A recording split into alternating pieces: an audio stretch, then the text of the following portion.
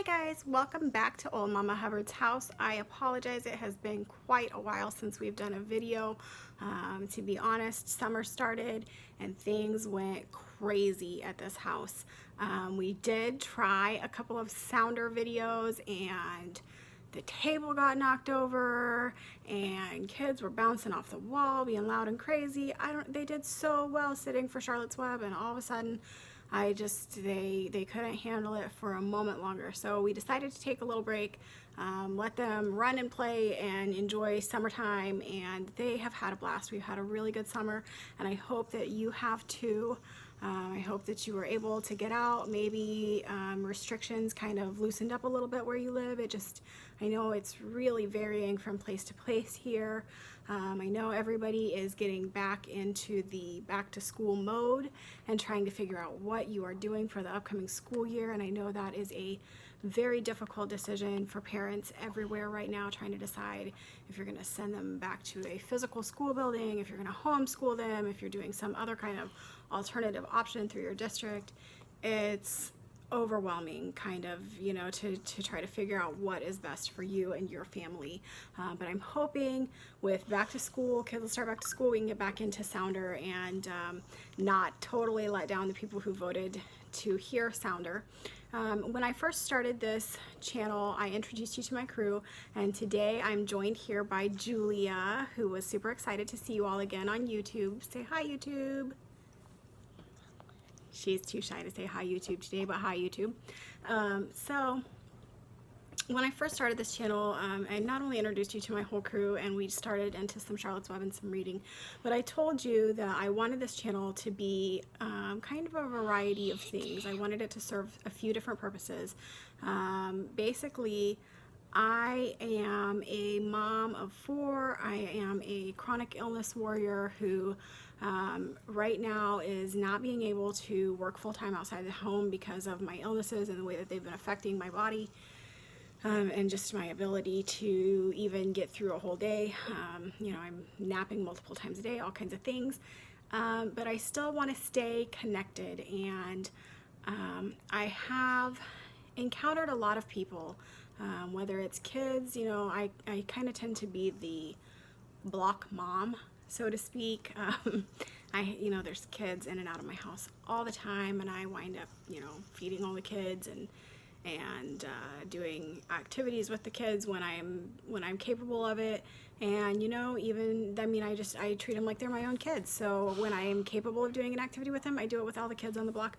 But there's not a kid that lives on my block that hasn't tucked me in for a nap either. So in that, I hope that I can reach out and that I can be an encouragement both to other moms and to other people who maybe don't have that in their life.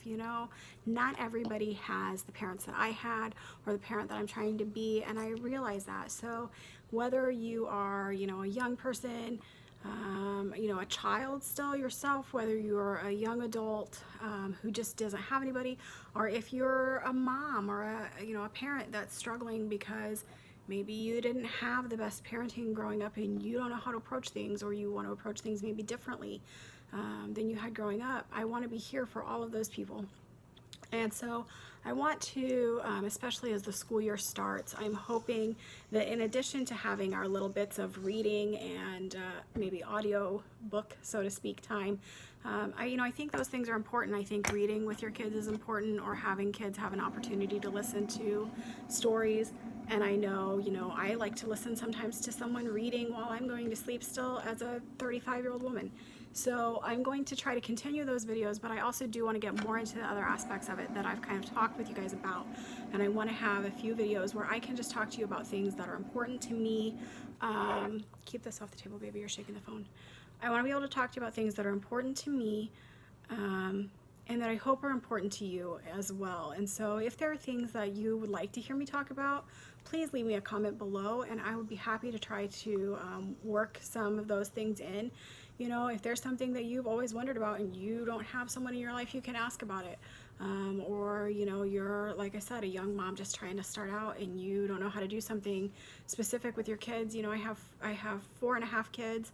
I have an ex-stepdaughter that I raised from the time she was 3 until she was 12, and she's 20 years old now, still sends me messages from time to time like, Mom, what do I do about this, right? And you know, clear down to Julia's my youngest, and you know, I've got a baby next door. My next door neighbor has a 1-year-old baby that I've, you know, tried to adopt as my own. You know, her mom's a great mom, but Julia loves having her as her little sister, and that's a shout out to our Haley next door. Today I want, what, baby? Oh yes, Hudson is my youngest. We have a dog named Hudson. We adopted him in February.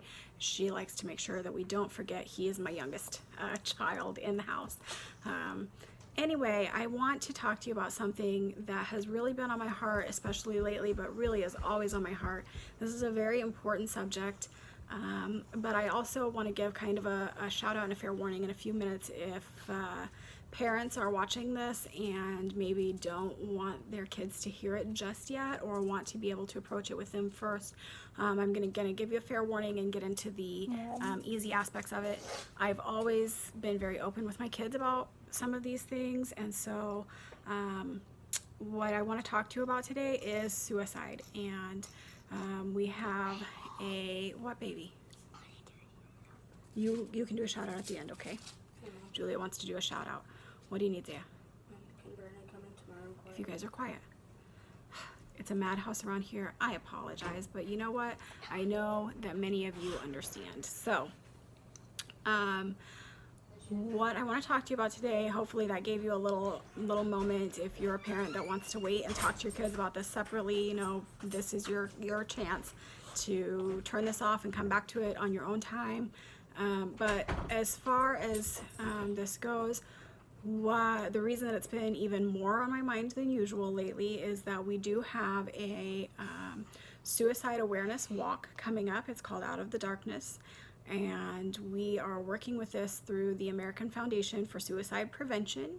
And so if you are a friend or a family that we have here in the area, our walk is going to be September 12th at the high school football field. And I know there are walks just all over the place. There are different walks. And so if you're not local here, you know, please get on the website, for just Google American Foundation for Suicide Prevention, and you will be able to find the walks near you. Please don't kick my table, sissy. You almost knocked the phone over. So basically, this is an important thing to me for a lot of reasons. I have a couple of different family members who are very dear to me, who have struggled with suicidal thoughts and tendencies, and who even have had some suicide attempts in their past. In addition to that, I have a few friends that I know have struggled with this that have been very dear to my heart. And as well as the fact that I've known a few people who were very young, you know, teenagers who have lost their lives to suicide. And so this is important to me for those reasons, but it's also important to me because with all of the things, you know, I have fibromyalgia, narcolepsy, chronic migraines, and, you know, and a lot of other smaller things that go with those. And so I'm on a lot of groups for people who struggle with chronic illness, and that is a high risk factor for suicide as well. Chronic illnesses that are not going to go away, that people are struggling with nonstop. So for all of these reasons, suicide prevention is a very important topic to me. So basically, I want to encourage you all to take a moment. If you're a parent, talk to your kids about suicide. You know, it is a difficult subject to talk about. As parents, we get to talk about all kinds of really difficult things with our kids, and it's not easy. It's not. I'm not claiming that it is. But as your kids grow, they need to know about this. I've talked to many parents who say, you know, my kids are kids. I don't want them to know about this. I don't want to address it. And I understand that thought and I understand that fear. But on the same token, I'm going to tell you about my oldest daughter. And so, like I said, I've always been pretty open with my kids about this kind of thing. And so my oldest daughter was only, I think, 11 or 12 years old the first time that she had a friend who was telling her, making statements to her that indicated that he might be considering suicide. And so she came to me, and she was in tears. She says, "Mom, my friend is making these kind of statements, that he doesn't want to continue, he doesn't want to live, and he has begged me not to tell anyone, but I know that I have to tell you." And so at that point, it was a kid whose family I didn't even know. I knew some people who knew his family, and so I had to make a couple of phone calls, find out the information, how to get a hold of his family, was able to get a hold of his family and said, "Look, this is what's going on. I want you to get that kid in your line of sight until you can get him some help." And I then found out that this was not a first-time thing for him. He had struggled already and had been in the hospital previously, and they were very grateful that we called and were able to get in touch with them.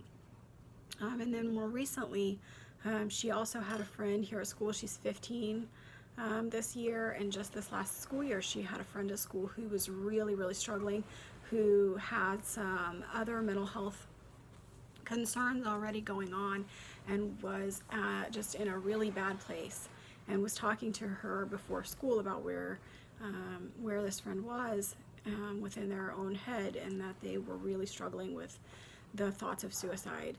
And she was able to say, "Hey, let's go and talk to the school counselor," and was able to get this friend some help that way. And so the thing that I want to encourage you to think about is, the parents that have lost their kids to suicide, they did not expect that would be their child either. But addition to that, even if your child never ever struggles with this, they might encounter someone who does. And the odds are pretty high that at some point in their life they're going to encounter someone who is at least struggling with the idea of suicide. And so if we don't talk to our kids, if we keep this as such a taboo subject, they're not going to know how to handle that. And so we need to keep this as an open line of communication. So then, the other thing with that then is, how do you handle a situation in which you know someone who's struggling with suicide? And this is a very difficult thing as well, because the fact is, sometimes we don't know. Sometimes people commit suicide and there aren't a lot of warning signs. We don't know that it's going to happen, or we do everything we can and it just isn't enough. And so it's really important to remember that no matter what, it's never someone else's fault that someone commits suicide. That's an internal struggle within themselves. People have normal fights, normal relationship things. People have, trouble in life, and everybody around them isn't always going to be able to know exactly what's going on within a person. It's never someone else's fault. But that being said, if you are in a position to help and you do know, what do you do? And so in those instances, there are numerous different options. They have crisis lines, they have text lines, and there are national lines and local lines, both depending on where you live and what's going on. We almost all are carrying around this little computer in our pocket. Google the crisis line, Google the nearest counseling office, the nearest mental health facility, and call whatever number you find. Someone is going to be available. And so look for those crisis lines. And it's not a bad idea to take some time even before you're in that situation and know where your local crisis lines are located. So I have those certain lines that I know exactly where they go to for my own area, because you never know when you're going to be in a situation that someone needs help. If you don't have that, or just talking to someone on the phone isn't enough, or you're concerned about even being able to handle that and approaching that with that person, if that person's willing to get help, you can also take them and walk into any emergency room and just walk up to the desk and tell them, hey, I'm struggling with suicidal thoughts or tendencies. And they will take you in and they will help you try to figure out what's going on, what you need to do, and find out where to take you from there to keep you safe and get you the help that you need, or get your friend the help that they need, whoever it is that is struggling. In addition to that, what do you do if someone is telling you that they are suicidal, but they are unwilling to go along with it when you try to suggest that you call the crisis line or you go to the emergency department? And the best answer that I know for that is that you can always call 911. They have the ability, if someone is making statements that make them a danger to themselves or others, they can put them under a 96-hour hold. Don't be making silly faces at YouTube. They don't want to see that, silly Willy. They have the ability to put people under a 96-hour hold to keep them safe and keep other people safe from them as well. And at that point, they're able to do some evaluations and hopefully try to get them started on a path to help. You know, maybe even if they're resistant in the initial moments, once they get there and they've been there for a little bit and some people have talked to them, they might be able to get some help that way. That may be, setting them up for some longer term help as well. So those are some thoughts. And, with regard to that, if you are ever struggling, we have such a stigma in our society about that. We really do. And that's something that hopefully we're working on breaking down. But don't forget that we all have our struggles, and it is always, always okay to ask for help. And so I know that we, even in my house growing up, one of the most common phrases at my house was suck it up and drive on. And we did in a lot of things. And sometimes that's appropriate. And, that's gotten me through a lot of things, knowing that I just have to suck it up and drive on and it'll be over. But I also know that there are times and situations where that's just not the best answer. And if you are at a point that you're struggling with suicidal thoughts, that's not the best answer anymore. So please do not be shy to ask for help if you are ever in need of help. If you ever feel just that desperate, please reach out, whether it's to a friend, whether you look up the crisis line and call the crisis lines yourself, whatever it is, reach out, get help, because you matter. And sometimes it's easy to lose sight of that. Sometimes we all feel like we don't matter. Sometimes there are, more things than that. Sometimes there are mental illnesses in play, whether that's depression or anxieties, whether that's, something more severe. I don't want to say serious because depression and anxiety can be very serious too. But there are things, whether that's schizophrenia, bipolar disorder, any number of things out there that can really affect the way that you see the world and the way you see other people.